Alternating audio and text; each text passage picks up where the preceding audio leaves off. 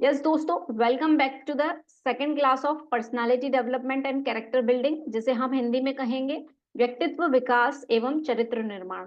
पिछले सेशन में हमने यूनिट 1 एंड यूनिट 2 जो है वो कंप्लीट कर लिया था। आज के सेशन में हम यूनिट नंबर 3 देखेंगे और कुछ एमसीक्यू क्वेश्चंस सॉल्व करेंगे, ताकि जो है हमें ओवरऑल ये समझ में आए कि जो हमने पढ़ा है उससे किस तरीके के क्वेश्चंस जो है एग्जाम में आ सकते हैं। Okay, so starting with the first topic कि मॉरल डेवलपमेंट क्या होता है। और यदि आपने first unit and second unit revise नहीं किया है तो नीचे डिस्क्रिप्शन में आपको लिंक मिल जाएगी, तो उससे जो है आप दोनों यूनिट्स को रिवाइज कर सकते हैं, जिससे आपका ओवरऑल पूरे सब्जेक्ट का रिवीजन कंप्लीट हो जाएगा। अब बात करें मॉरल डेवलपमेंट, तो मॉरल डेवलपमेंट का मतलब होता है नैतिक विकास। क्या चीजें सही है या क्या गलत है, that is known as morality या नैतिकता। आइए इसको डिटेल में पढ़ते हैं। Moral development is the process by which people develop distinction between right and wrong morality. क्या सही है और क्या गलत है उसके बीच का डिफरेंस को ही हम कहते हैं नैतिक विकास या फिर moral development. And engage in reasoning between the two, और इन दोनों के बीच में क्या लॉजिक है उस चीज को समझकर जो है कोई भी डिसीजन लिया जाता है, उससे हम कहते हैं मॉरल डेवलपमेंट। जैसे कि अमेरिकन साइकोलॉजिस्ट थे एक, जिनका नाम था लॉरेंस कॉलबर्ग। उन्होंने डेवलप किया था one of the best known theories exploring some of the basic questions. उन्होंने कुछ क्वेश्चंस बनाए थे, उसके बेसिस पे जो है उन्होंने एक थ्योरी दी थी। तो आपको याद रखना है कि मॉरल डेवलपमेंट पे थ्योरी किसने दी थी, तो लॉरेंस कॉलबर्ग जो कि अमेरिकन साइकोलॉजिस्ट थे, उन्होंने थ्योरी दी थी। अब क्या कहते हैं, Kohlberg based his theory on series of moral dilemmas presented to his study subject. Participants were also interviewed to determine the reasoning behind their judgment in each scenario. Kohlberg ने जो है थ्योरी बनाई, उसमें कुछ क्वेश्चंस रेस किए और लोगों से जो है वो क्वेश्चंस पूछे, और उसके पीछे जो उन्होंने आंसर दिया उसके पीछे उसका रीजन भी जानने की कोशिश की।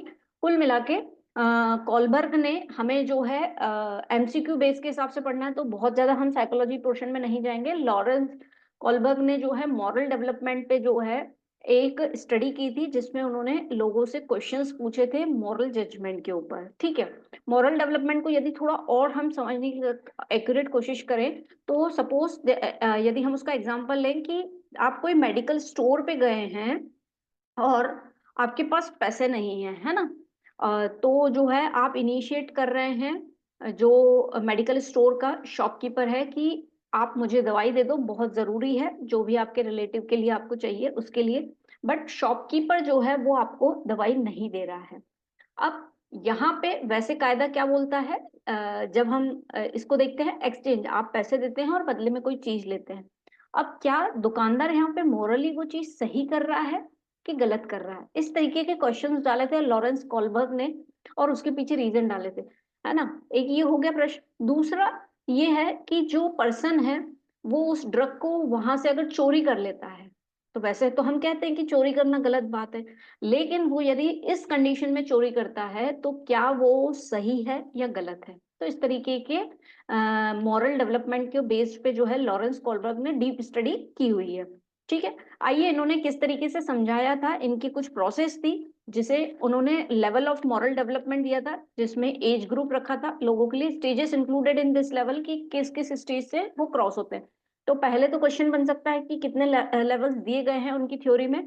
तो 3 लेवल्स दिए गए हैं, जिसका नाम है प्री कन्वेंशनल, फिर आता है कन्वेंशनल और फिर आता है पोस्ट कन्वेंशनल। ठीक है, इसमें एज ग्रुप की यदि बात करें तो 0 to 9 ईयर्स प्री कन्वेंशनल में, फिर एडोलेंसेंस टू अडल्टहुड, यानी जब हम अडल्ट हो जाते हैं तब तक का कन्वेंशन, और अडल्ट के बाद की जो चीजें हैं और जो कि रेयर होता है पोस्ट कन्वेंशन में आता है।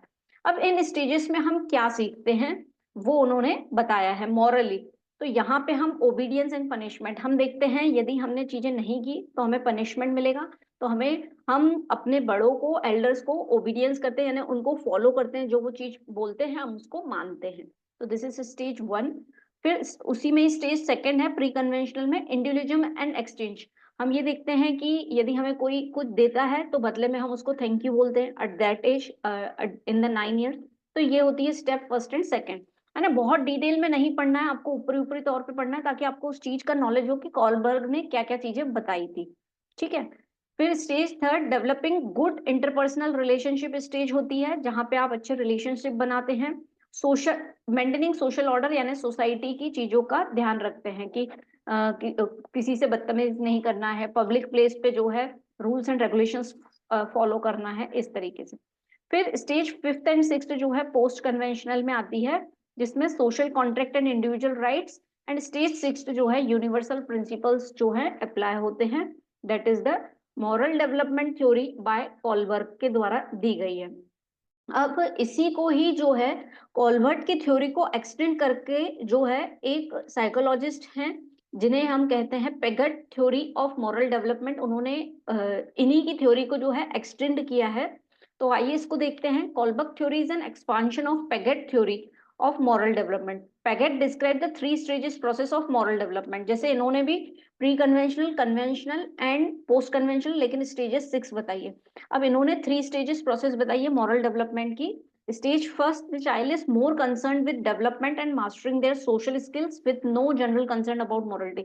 बच्चा जो है जब चाइल्ड है तब जो है वो सोशल स्किल्स सीखता है, उसको कोई मॉरलिटी से मतलब उसको पता ही नहीं है सही क्या है गलत क्या, वो तो सिर्फ काम करते जाता है, वो एक समय के साथ धीरे धीरे वो सीखता है। ठीक है। Stage second, child develops unconditional respect both for authority figures and rules of existence. फिर धीरे धीरे वो अनकंडीशनल रिस्पेक्ट सीखता है कि नहीं, कोई यदि कुछ कर रहा है तो उसके बिहाफ पे उसको रिस्पेक्ट देना, that is the second stage. And third, the child start to see rules being arbitrary, also considering the actor's intention when judging whether an act or behavior is moral or in। यहाँ पे stage 3 में जो है पहले तो बच्चे को morality के बारे में कुछ नहीं पता रहता है पहली स्टेज में। यहाँ पे वो चीजों के लिए रेस्पेक्ट करता है, जो उसको कुछ देता है यहाँ पे भी स्टिल वो मॉरली को जज नहीं कर पाता है, लेकिन हाँ उसके लिए किसी ने अच्छा किया है तो उसकी रेस्पेक्ट करेगा, थैंक यू, या गलती होती है तो सॉरी, इस तरीके से। और थर्ड में जो है आर्बिट्री, यानी यहाँ पे वो जजमेंट डालता है। ये हर जो भी इवेंट होता है, घटना होता है, उस पर कोई ये जजमेंट लगाता है कि क्या ये मॉरली सही है कि गलत है ना। तो पिगट जी ने जो थ्योरी दी है उनकी 3 स्टेजेस हैं और कॉलबर्ग ने दी है उसकी 6 स्टेजेस हैं। ये आपको ध्यान रखना है, इस तरीके से क्वेश्चन पूछा जा सकता है, या फिर ऐसा पूछा जा सकता है कि मॉरल डेवलपमेंट थ्योरी जो है किसने फ्रेम की है। ओके, तो ये हो गया हमारा Piggott theory of moral development. अब बढ़ते हैं आगे, युगों के बारे में पढ़ते हैं। तो the Bhagavad Gita, one of the most revered scriptures in Hinduism, speak about 4 different types of युग to help one attend self realization, ultimately God realization. हमें भगवान क्या है इस चीज को समझने में 4 युग बताए गए हैं भगवत गीता में, और जिससे हम सभी परिचित हैं। यदि हम उसकी बात करें तो सो अकॉर्डिंग टू वैदिक philosophy the universe comprises of total 4 yugas, 4 युग थे, जिसमें से पहले सतयुग, फिर आया था त्रेता युग, फिर आया था द्वापर युग, और देन कली युग, है ना। दिस युगास जो है are calculated to be in the ratio of 4:3:2 respectively, यानी ईयर्स में उसको कन्वर्ट किया गया था। अभी क्या चल रहा है, कलयुग और which yug? Yes, let me listen to the in the comment section कि अभी हम किस युग में जी रहे हैं। Okay, the value of Kalyug is set to be 4,32,000 years. जो कलयुग के ईयर्स हैं जिसमें हम जी रहे हैं वो 4,32,000 साल का कलयुग का पूरा ओवरऑल जीवन है। The unit of measures measured in years is in time frame of human beings के हिसाब से तो उसको ईयर्स कहा जाता है, and it differs from that is divine years कहा जाता है जब हम भगवान के उसके अकॉर्डिंग जो है सोचते हैं। तो युगास जो है 4 तरीके के होते हैं, सतयुग, त्रेता युग, द्वापर युग एंड कलयुग। ठीक है, जिसके टोटल कलयुग के कितने साल होते हैं, 4,32,000 साल जो है ह्यूमन बींग्स जिएंगे। ठीक है, यस। यदि इसको हम टोटल करें तो this total adds up to the 4,32 years which is known as one Mahayuga या चतुर्युग उसे कहा जाता है। एक महायुग को जो है 4,32,000 जो है ईयर्स होते हैं और उसे महायुग किया जाता है। 1,000 सच महायुग जो है उसे 4.32 बिलियन ईयर्स कहा जाता है, is known as one day 12 hours of Lord Brahma. ठीक है, और also known as the kalpa. The night of Lord Brahma called the Prayala again is another 4.32 billion years making one full day of Brahma। Brahma के जो 24 घंटे होते हैं उसमें से 12 घंटे जो हैं उसको कल्पा कहा जाता है, और जो अदर 12 आवर्स रहते हैं उसको प्रलय कहा जाता है। ये जो है कुछ इसमें टर्म्स हैं, जैसे कल्पा हो गया, प्रलय, तो it can be asked in objectives में हो सकता है पूछा जाए, इसलिए हम उसकी जनरल इन्फॉर्मेशन ले रहे हैं। वुपिंगट 8.64 बिलियन जो है टोटल इसका होता है, जैसे 4.32 बिलियन जो है 12 घंटे का हिसाब है और 24 का उसका डबल। During pralay the most worlds are destroyed and the universe lies in the state of rest. और प्रलय के समय जो है, प्रलया उसको इंग्लिश में कहेंगे, हिंदी में प्रलय के समय जो है ऐसा माना जाता है कि मोस्ट वर्ल्ड्स आर डिस्ट्रॉयड, पूरा जो है यूनिवर्स का जो है नाश हो जाता है। ठीक है, तो this is the thing. This means the life span of Lord Brahma, यदि उसको हम कंक्लूड करें कि पूरी ब्रह्मा की जो लाइफ स्पैन है is also known as the life span of universe in human years is 10 into 360.8644, तो टोटल जो है ट्रिलियन में 311 point something trillion years. This is called Mahakalpa जिसको कहा जाता है। ठीक है, बहुत ज्यादा इंपॉर्टेंट नहीं है, स्टिल हमें पता होना चाहिए, जनरल जानकारी होनी चाहिए। ठीक है, अब यदि इसको हम शॉर्ट में देखें तो 4 युग होते हैं, सतयुग, त्रेता युग, द्वापर युग एंड कलयुग। ठीक है, अब जो है इनके बारे में हम जनरल इंफॉर्मेशन यदि हम निकालें, ओके, तो क्या है सतयुग कैसा समय था? When God and evil exist in 2 different worlds, जहाँ पे देवलोक और असुरलोक होते थे, बहुत सारे भगवान हैं और उसी समय असुर भी होते थे, जिसकी लाइफ पीरियड जो है 4,32,000 इंटू 4, तो ये टोटल जो है आपका ये दिया हुआ है। फिर त्रेता युग था जहाँ पे where good and evil lives in the same world, जैसे कि रावण का जो समय था, जब लॉर्ड रामा यानी भगवान राम और रावण के बीच की जो समय था उसको हम कहते हैं त्रेता युग, है ना। सतयुग में क्या थे? जब खुद भगवान और असुर जो है उनका जो समय चलता था, दैट वाज द सतयुग। फिर त्रेता युग आया जहाँ पे अवतार वगैरह आने लगे। Then comes Dwapar yug where good and evils were in the same family, same family में जो है अच्छाई और बुराई दोनों ही सेम फैमिली में थी, है ना। ये वर्ल्ड की बात है, यहाँ पे सेम फैमिली, जहाँ पे कौरवास और पांडवास की बात चल रही है, अगेन इनका ईयर दिया हुआ है।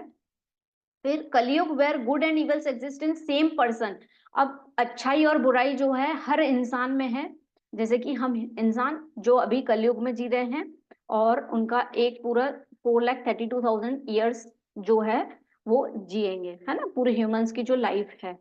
ठीक है, अब यहाँ पे सतयुग में क्या है? अच्छाई और बुराई 2 डिफरेंट वर्ल्ड में है, 2 वर्ल्ड, 2 दुनियाएं हैं, एक देवलोक एक असुरलोक। फिर त्रेता युग 2 वर्ल्ड के बीच में जो है अच्छाई है और बुराई है, एक साइड जो है लॉर्ड रामा और दूसरी साइड रावण। तीसरे द्वापर युग एक फैमिली में अच्छाई और बुराई है, जैसे कि सेम फैमिली में थे कौरवास और पांडवास जहाँ पे महाभारत हुई थी। फिर कलयुग अब एक इंसान में अच्छाई और बुराई है, that is we the human beings. ठीक है, तो ये हमने चारों युगों को जो है समराइज कर लिया। ठीक है, तो ये कितने साल का था टोटल? जैसे ह्यूमन बींग्स का 4,32,000 साल जिएंगे, उसके बाद जो द्वापर था वो उसका डबल था, फिर उसका 3 गुना जो है त्रेता युग चला था, और सबसे पहले जो सतयुग चला था इसका 4 गुना चला था। ठीक है, 17 लाख साल जो है सतयुग था, है ना। That is very nice information. ठीक है, आपको इन जनरल नॉलेज भी यदि पता है तो वेरी नाइस थिंग, और नहीं पता है तो ये जानकारी भी हमें पता होना चाहिए। बढ़ते हैं आगे। यस, कर्म, ज्ञान और भक्ति योग यूजली जो है भगवान की प्राप्ति के लिए जो है 3 मार्ग बताए गए हैं, ज्ञान, भक्ति एंड कर्म योग। हम अपने कर्मों की वजह से ही यहाँ पे हैं, हमने जिन्होंने अच्छा किया है, good karmas and bad karmas 2 होते हैं, अच्छे कर्म और बुरे कर्म। हमारे जो विकर्म है, अच्छे कर्म नहीं है जो पिछले जन्म के हैं, उसकी वजह से आज हम हमारे साथ बुरा होता है। यदि हम किसी के साथ अच्छा करते हैं तो भी यदि हमारे साथ बुरा होता है तो हम ऐसा सोचते हैं कि ऐसा मेरे साथ क्यों हुआ है, तो उसके पीछे रीजन बस यही है कि जो हमने पिछला कुछ बुरा किया है तो उसका समय आ रहा है कि हम उसको जो है पे ऑफ कर रहे हैं। तो दैट इज कर्मयोग। आप आपके काम से, आपकी एक्शन से, अच्छे काम से जो है आप कर्मयोग करके, अच्छी चीजों को करके जो है आप भगवान की प्राप्ति कर सकते हैं, यानी जो आपका एक्चुअली वर्क है उसको करके जो है आप भगवान की प्राप्ति कर सकते हैं। दूसरा योग भक्ति योग, भगवान की प्राप्ति के लिए भक्ति करना, दैट इज। और तीसरा इज द ज्ञाना योग, जिसे जे से जाना जाता है, दैट इज द नॉलेज योग, जिसमें आप नॉलेज की प्राप्ति से जब आपको एक्चुअली समझ में आ जाता है कि क्या सही है और क्या गलत है, तो 3 मार्ग होते हैं, कर्म, ज्ञान और भक्ति योग। ठीक है, ओके, ये टॉपिक तो बहुत डीप में दिया हुआ है, यदि हम इसको बहुत डिटेल में पढ़ेंगे तो बहुत कुछ है, बट हम अपने सिलेबस की लिमिटेशंस को ध्यान रखते हुए जो है मेनली तीन चीजें जानी है, ज्ञान योग, भक्ति योग, जिसे हम ज्ञान मार्ग, भक्ति मार्ग और कर्म मार्ग भी कहते हैं, जिससे हम भगवान की प्राप्ति कर सकते हैं। ठीक है, आगे बढ़ते हैं towards the next topic, mantras या चैंटिंग। तो यूजली जो है 3 तरीके के मंत्र होते हैं, बहुत सारे होते हैं, लेकिन यूजली यदि उसको क्लासिफाई करें तो एक होता है निर्गुण मंत्र, जिसमें जो है बिना गुणों का जो है हम कह सकते हैं, इसमें जो है क्वालिटीज को नहीं देखा जाता है। जैसे कि यदि हम उसको पढ़ें, one of the most common nirgun mantra is Om, spelled which has no specific meaning but it is valued it for its sound vibrations के लिए वो जाना जाता है। इसमें कोई ऐसा नहीं है कि कोई क्वालिटी है, ओम में कुछ एसेंस है या क्या, लेकिन उसकी साउंड वाइब्रेशंस की वजह से जो है उसको जाना जाता है। Representing the primordial cosmic sound and Brahmanda. Additional example of nirguna mantra is Soham, am that I am, what I am, अहम ब्रह्मास्मि, जैसे आई एम ब्रह्मांड। यानी इस निर्गुण यानी बिना क्वालिटी के, लेकिन उनकी साउंड में, उसमें वाइब्रेशंस में, एनर्जी में इतना पावर रहता है, तो एक इस तरीके के मंत्र होते हैं जिसे हम कहते हैं निर्गुण मंत्र, जैसे कि अहम ब्रह्मास्मि। फिर सगुण मंत्र, जिसमें सतगुण यानी इसमें क्वालिटीज रहती हैं, किसी न किसी क्वालिटी के कारण जो है हम उन मंत्रों का उच्चारण करते हैं। द सगुण मंत्र is the evoke specific deities, किसी पर्टिकुलर भगवान को हम मानते हैं या पूजते हैं तो उनका नाम का उच्चारण करते हैं, दैट इज द सगुण मंत्र, और हिंदी में हम बोलेंगे सगुण मंत्र।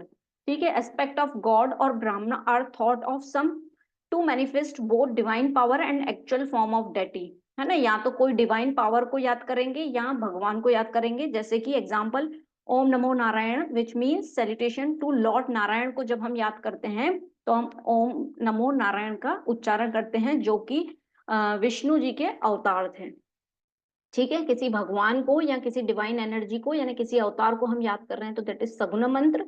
निर्गुण, जिसमें हम किसी भगवान को या किसी पावर को तो याद नहीं करते हैं, लेकिन उस वर्ड्स में इतनी पावरफुलनेस रहती है उसके साउंड में, दैट इज निर्गुण मंत्र। उसमें कोई क्वालिटी, इसमें आप क्वालिटी एंड नॉन क्वालिटी, निर्गुण यानी नॉन कोई क्वालिटी नहीं होती, नो क्वालिटीज। इसमें जो है सगुण यानी इसमें क्वालिटीज रहती हैं ऑफ भगवान को याद करना है। ठीक है, एंड थर्ड जो होता है that is the beej seed mantra, जिसे हम कहते हैं। The beej mantra sounds endowed with the great spiritual powers which are one syllable sound represent is specific deities. किसी पर्टिकुलर स्पेसिफिक डेटी को याद करने के लिए आप बीज मंत्र जो है उसका उच्चारण करते हैं। जैसे कि सूर्य भगवान की पूजा होती है तो उनका कोई आप मंत्र जो है जप जप करते हैं, जैसे गायत्री मंत्र हो गया, है ना, तो उस पर्टिकुलर जो है उसमें उसे बीज मंत्र कहा जाता है, और वो हमारे 7 चक्रास को जो है कवर करता है। तो that is the 3 kinds of mantras या चैंटिंग जिसे हम कर सकते हैं। ठीक है,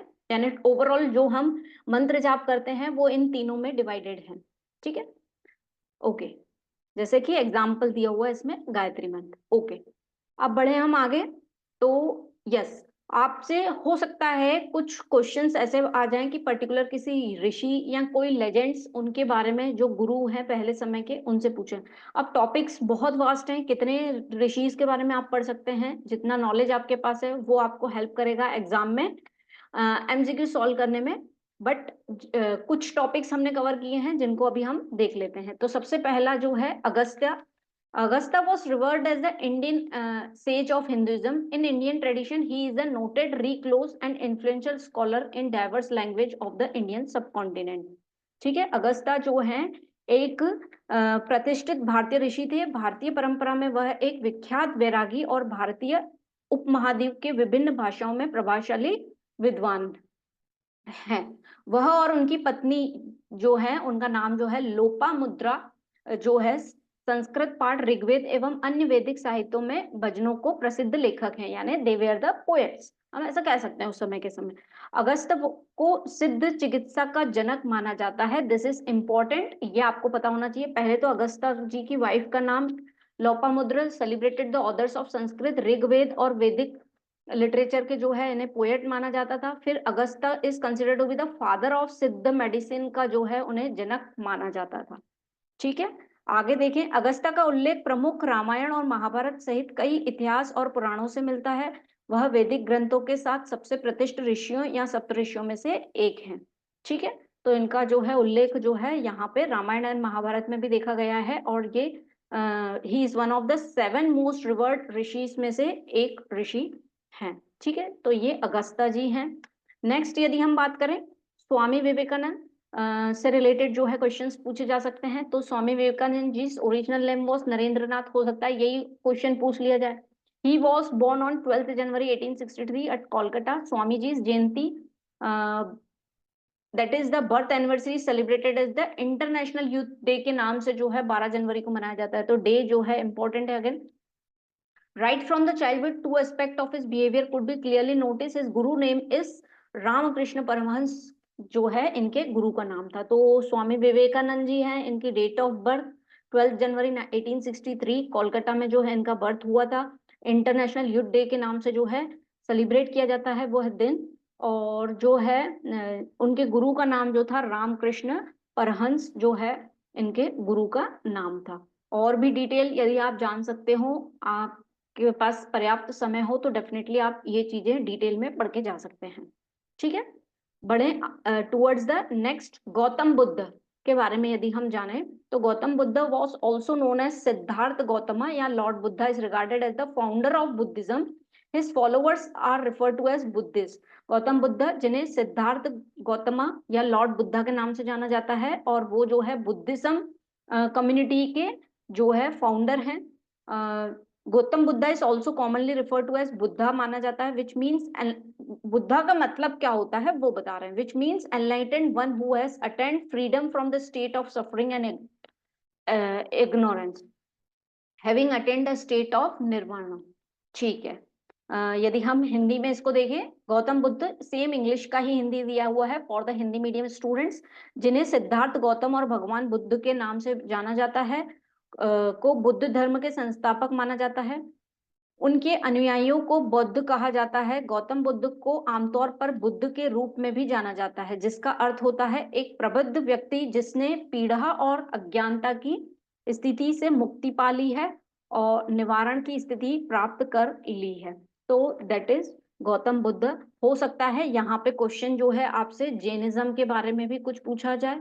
ओके, तो ये जो है आप रेडी कर सकते हैं। इस तरीके के बहुत सारे टॉपिक्स हैं, जैसे कि गौतम बुद्ध पढ़े हमने, विवेकानंद, अगस्त्य जी देखा, और ऐसे ही आप लॉर्ड रामा, है ना, या महाभारत से रिलेटेड, रामायण से रिलेटेड जो है क्वेश्चंस आ सकते हैं। तो जितनी डिटेल्स आप पढ़ सकते हैं या जितना आपको जो है नॉलेज हो कॉस्मिक से रिलेटेड, तो ये जो है इस पर्टिकुलर यूनिट में ये सब पूछा जा सकता है। ठीक है, जितने आप लेजेंड्स को, जैसे कि मदर टंग से रिलेटेड जो है कुछ क्वेश्चंस आ सकते हैं। तो दिस आर द थिंग्स, कोशिश की हमने तीनों यूनिट्स को कवर करने की। और अब जो है हम इसके बेसिस पे एक बार मल्टीपल चॉइस क्वेश्चंस भी देख लेते हैं, एमसीक्यूज क्वेश्चंस देख लेते हैं कि किस तरीके के क्वेश्चंस जो है फ्रेम हो सकते हैं। ठीक है, ये बेसिक आइडिया है। जो टॉपिक्स हैं उसमें से यदि आप टॉपिक्स को अच्छे से पढ़ेंगे, तो आप उसमें से यदि कोई भी एमसीक्यू आएगा तो वो आपको डिटेल में बन जाएगा। ठीक है, तो आइए एमसीक्यूज देखते हैं। ये बहुविकल्पीय प्रश्न इन हिंदी, आइए देखते हैं। Which of the following is not one of the big 5 personality trait. निम्नलिखित में से कौन सा 5 बड़े व्यक्तित्व लक्षणों में से एक नहीं है? तो इसके ऑप्शंस यदि देखें, तो creativity, एग्रीबलनेस, consciousness and neuroticism.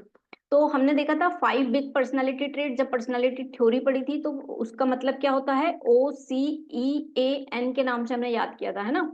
O का मतलब ओपननेस, C का मतलब कॉन्शियसनेस, E का मतलब एक्सट्रोवर्जन, जिसे हम एक्सट्रोवर्ट कहते हैं, A का मतलब एग्रीनेसनेस एंड N का मतलब न्यूरोटिज्म। तो यहाँ पे C जो है क्रिएटिविटी नहीं है इनमें से, तो ऑप्शन A जो है रचनात्मकता, जिसे हम हिंदी में कहेंगे, तो वो सही है।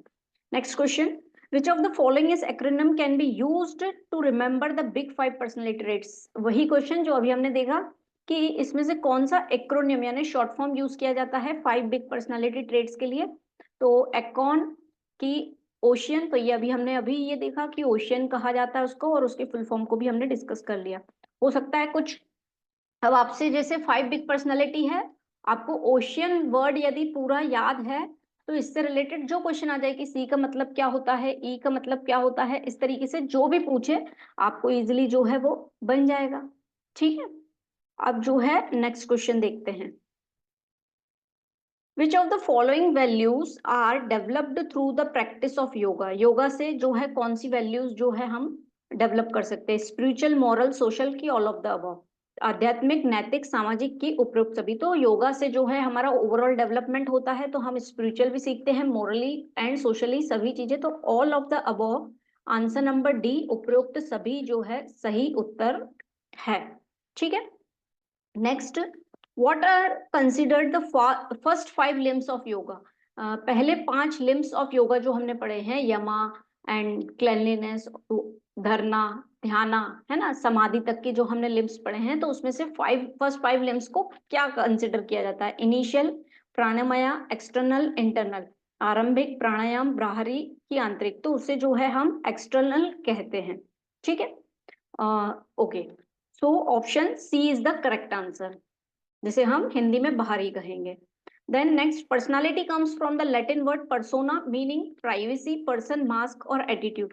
तो हमने देखा था सबसे पहला जब हमने यूनिट ही स्टार्ट किया था, तो हमने देखा था पर्सनालिटी शब्द जो है पर्सोना, लैटिन शब्द जो है पर्सोना, जिसका मतलब होता है मास्क, या हिंदी में हम उसको क्या कहते हैं? मुखौटा। तो जो है वो उसका मतलब क्या होता है? मास्क। तो option C is the correct, जिसे हम हिंदी में कहते हैं मुखौटा। ठीक है, then which of the following concept best exemplifies the personality characteristics. निम्नलिखित में से कौन सी अवधारणा किसी व्यक्तित्व विशेषता का सबसे अच्छा उदाहरण प्रस्तुत करती है? डिस्पोजिशन, यानी जिस वे में बिहेव किया जाता है उसको कहते हैं disposition. Mood, habit, attitude, Hindi में यदि हम उसको पढ़े, प्रावधान, स्वभाव, आदत या दृष्टिकोण। यानी पर्सनालिटी के कौन सा जो है एक विशेषता, इसमें कैरेक्टरिस्टिक्स ऑफ पर्सनालिटी। तो पर्सनालिटी जो है, यदि इसमें ऑल ऑफ द अबव होता ऑप्शन में, तो डेफिनेटली हम ऑल ऑफ द अबव लगाएंगे, क्योंकि कहीं ना कहीं इनडायरेक्ट मीनिंग सबका वही है। लेकिन यदि आपके पास all of the above option नहीं है, तो habit will be the right answer, कि आपकी आदत जो है आपकी पर्सनालिटी की एक फीचर है, जो हम करते हैं वे जो हमारी आदत होती है, तो वो क्या है? हमारा हिस्सा ही है। ठीक है, next question, from whom did the word personality originated. Personality शब्द कहाँ से आया है? तो अभी हमने डिस्कस किया था, पर्सनालिटी शब्द का मूल भाषा से, किस मूल भाषा से लिया गया है? तो लैटिन भाषा से लिया गया है, पर्सोना से। तो ये लैटिन वर्ड लिखा है persona. From English word persona गलत है, फ्रॉम लैटिन वर्ड पर्सन गलत है, इंग्लिश वर्ड गलत है, Latin word persona. Option A जो है वो सही है, लैटिन भाषा के पर्सोना से जो है पर्सनालिटी शब्द ओरिजिनेट हुआ है। ठीक है, तो जिस तरीके से हमने थ्योरी पढ़ी है उसमें से इस तरीके से कुछ क्वेश्चंस फ्रेम होंगे, है ना। हम यहाँ पे जस्ट आइडिया ले रहे हैं, यदि आपने थ्योरी पर्टिकुलरली अच्छे से कर ली है तो आपको ऑलमोस्ट क्वेश्चंस जो हैं आ सकते हैं। बट सब्जेक्ट बहुत ही वास्ट है, तो इट कैन बी चांसेस की चेंजेस भी हों। Personality is complete quality of a person who gave this definition of a personality. Personality जो है क्वालिटी ऑफ अ पर्सन है, ये किसने दी है? तो हमने ये देखा था कि एक डेफिनेशन देखी थी, तो हमने उस बेसिस पे ये जज किया था कि एमसीक्यू जो है हो सकता है किसी का नाम लेके और आपसे पूछा जाए कि किसने जो है वो पर्सनालिटी की डेफिनेशन दी है। तो इसमें ऑप्शंस क्या है? Sheldon, Woodsworth, Watson and Allport. तो ये जो डेफिनेशन है क्वालिटी ऑफ पर्सन, ये वुडवर्थ ने जो है दी है। ठीक है, व्यक्तित्व व्यक्ति की संपूर्ण गुणवत्ता है, व्यक्तित्व की यह परिभाषा किसने दी है? ओके, ये हो गया आपका option number B is the correct. Next question देखिए, who among the following describe the type of personality on the basis of physical structure के बेसिस पे जो है इन्होंने पर्सनालिटी को एक्सप्लेन किया है? जंग, शेल्डन, फ्राउड एंड स्प्रेंगर। तो जो है स्प्रेंगनर तो किसने दिया है? ये जो है शेल्डन जी ने जो है शारीरिक संरचना पर जो है आधार पर व्यक्तित्व के प्रकार बताए हैं। ठीक है, हमने पढ़ा था शेल्डन जिन्होंने 4000 स्टूडेंट्स के ऊपर स्टडी की थी, और उन्होंने 3 टाइप के जो है इंडोफोर्फ, मेसोफोर्फ, इस तरीके की पर्सनालिटी फिजिकल स्ट्रक्चर पे डिवाइड किया था। तो ये वही है क्वेश्चन। ठीक है, तो इस तरीके से पूछा है।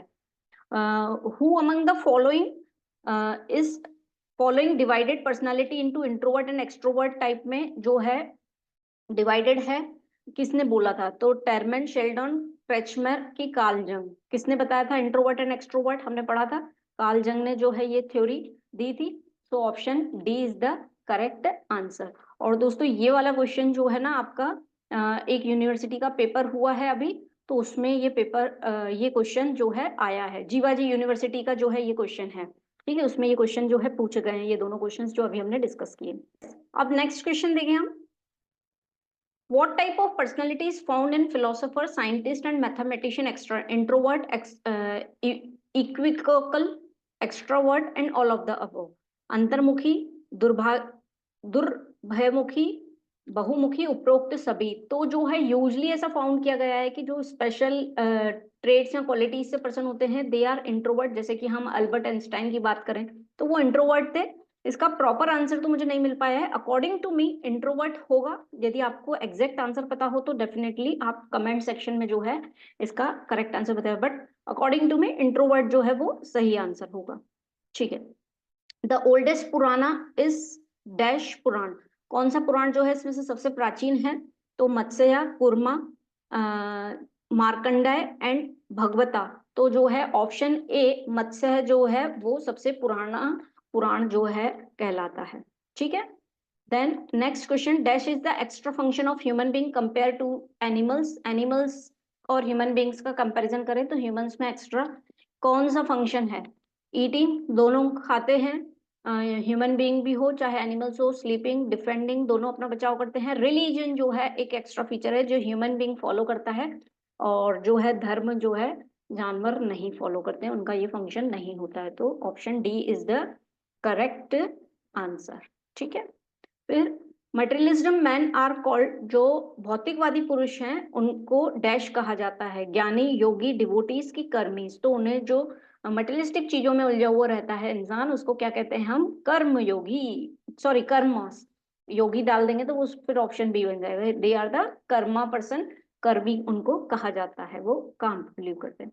ठीक है, next, which research list contain 4000 personality traits. तो ये हमने पढ़ा था कि 4000 पर्सनालिटी ट्रेड्स जो हैं किन्होंने दिए थे? यस, याद है कि नहीं आपको? पहले आप ऑप्शन दीजिए, इसको पॉज करके पहले आप आपका आंसर चूज कीजिए, उसको कमेंट में बताइए और उसके बाद जो है आप आंसर चेक करना। ऑप्शंस क्या दिए हैं? Gordon Allport, Raymond Cattell, Hans इनिस, एम्सकेयर।